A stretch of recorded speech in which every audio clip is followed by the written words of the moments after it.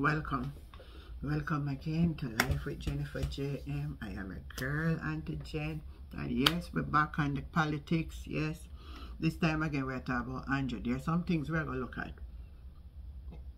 with Andrew. Now, Mr. Andrew say he might push back for new laws for the IC revision because it all end up on him now, right? Say is recommending to revision of the law governing the Integrity Commission following the body tabling of his statutory declaration 2019 to 2022. Now, there's something I want to say.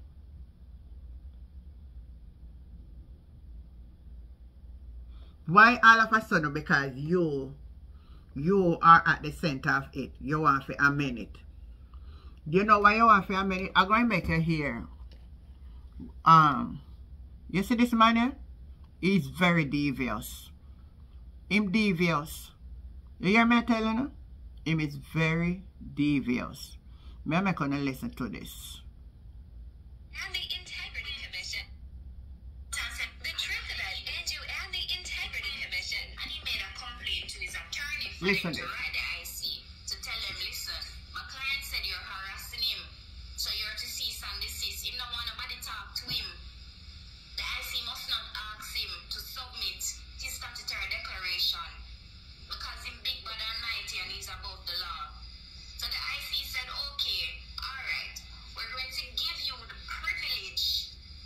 So they bent over backwards for him. We're going to give you the privilege to come in at your own leisure and your own time. Him not fall upon them.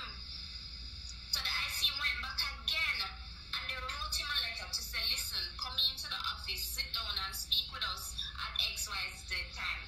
You know I'm not going away. He did not go anywhere. So all this time, he leave from illicit 6 and gone to illicit 8, but he's number 1 in it. He's head cook and mackerel washer in it, so he knew. So when he came out and he told Jamaica that, oh, he has searched far and wide and no one in his cabinet is under investigation, he lied.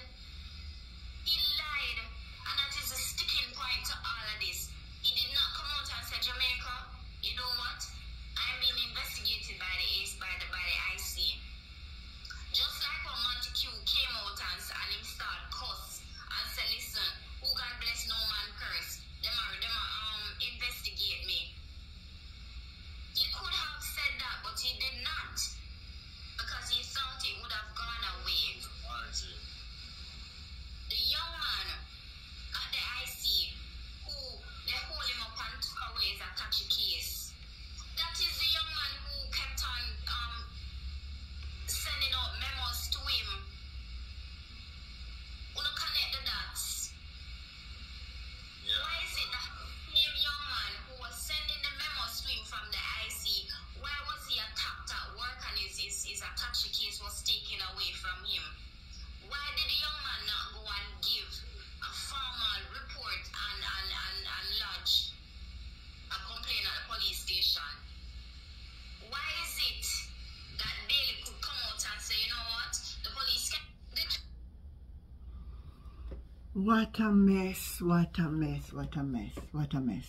Well, listen to what the young lady is saying. I don't know if I say again, you know. I don't know if I say. But I see what go on. And you see with all the people want to come out now and liberate them and lash against the IC, I should I give God thanks because I think the IC deal too lenient with him.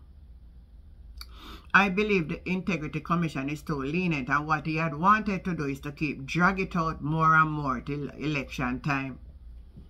And I think him push the Integrity Commission over the edge. And that's the reason why they send it to Parliament for table make everybody hear what go on. And that is it. Alright? We call you, you don't want to come. You tell your attorney for right, we say them harass you. And all of these things. Yes, I remember clearly, people. When the man was attacked and shot at. I remember that. I remember that attack. I remember when they asked the other director, and he said, go ask the government. So them know what was happening. That's why the man did afraid for go report it at the police station.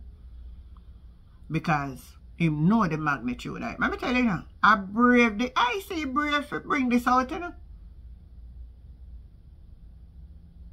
I think they get enough of it, and I think, hey, this is a brave act of them to bring it to the public domain.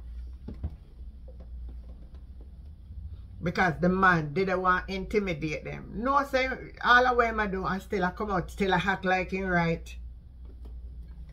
Still want to act like him right. Huh?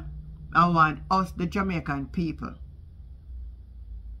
to put them back in the office about third term loading.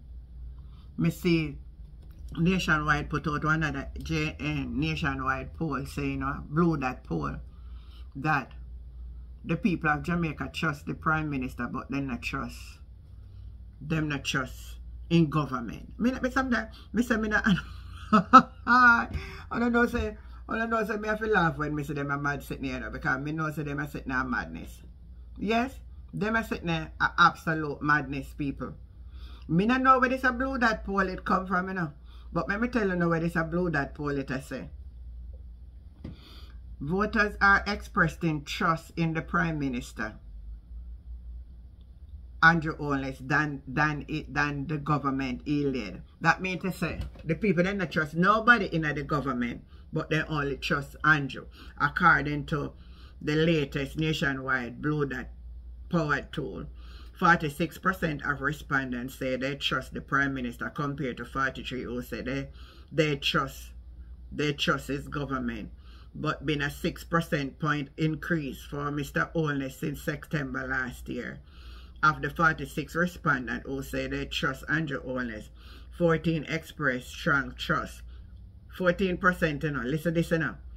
14% of strong trust, while 32% say they trust him somewhat. But yet we're not going to come out with a poll to say to us that the poll say they have more trust in him. You see, me tell you, say reading is important and interpretation, so nobody cannot fool you know. Only 14% say they trust him.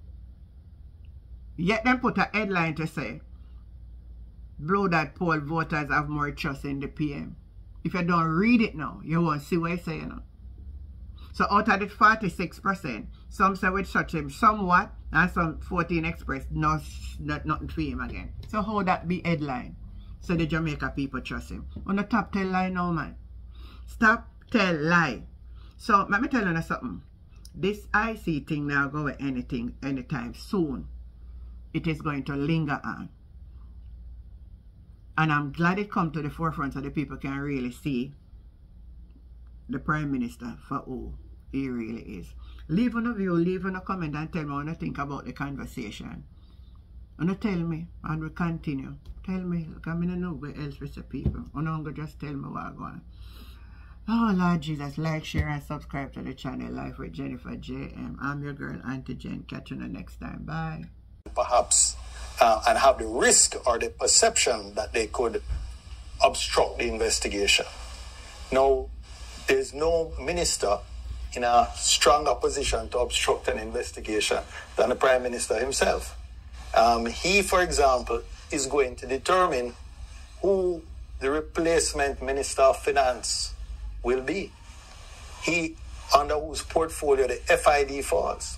The FID right now does not have a permanent chief technical director, I believe the post is called, or technical director. The head of the FID was Selvin Hay, who retired a couple months ago. So it only has an acting head now. So there is not even any security of tenure for who is there. So the Minister of Finance is going to be very carefully selected. Let me just say that. We can expect that he or she will be very carefully selected. But I think the public is right to be concerned. I think any well-thinking person would be concerned. You cannot investigate yourself, or you cannot oversee those who are investigating you. That's just a basic principle. And we've seen over and over again where persons, whether in the private or public sector, that find themselves in such a position have to step aside to allow the investigation to be complete. Some contend that he has not broken any code of ethics and therefore he should not step aside. In fact, some go as far as to say that he has been vindicated, given that the Integrity Commission engaged an international forensic accounting firm. They found nothing. That's not true. No, that's what he said. True. So I want you to engage with that perspective. In fact, I would say the fact that the report has not been released, in my view, indicates to me that there may be potential down the road for the possibility of prosecution. And in any investigation, if you have that kind of information, you're not going to put it in the public domain. And we have to, and in fact, I think, again, it is in support of the director of investigation saying, let us refer to the FID. And I'm sure in their exchange of information, they have an MOU that they will provide as much information to the FID so that the FID can come to a conclusion about they're not restricted to providing information in the public report. Their MOU allows them to exchange the report of the forensic investigator, anything else that they have. Yeah. And it may